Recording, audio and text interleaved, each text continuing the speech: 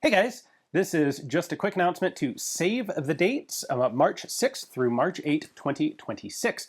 That is going to be Moons Out 2026, held as usual at the Echo Valley Training Center in West Virginia, just over the state line from Winchester, regular Virginia.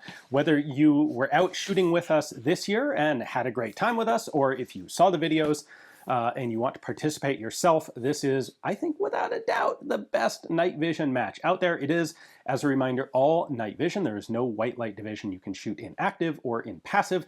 We have some big stuff planned for this year. We're going to make a big push to have thermally heated targets so that we can really cater to people who want to use thermal equipment in the match. We'll have updates coming on our progress on that. But the match itself is going to be March 6th through March 8th. That's Friday through Sunday. We'll be shooting Friday night to Saturday, Saturday night to Sunday.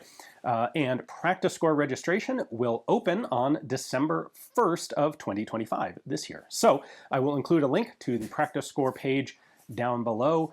If you have the opportunity, definitely come join us. It's always a great time. Thanks for watching.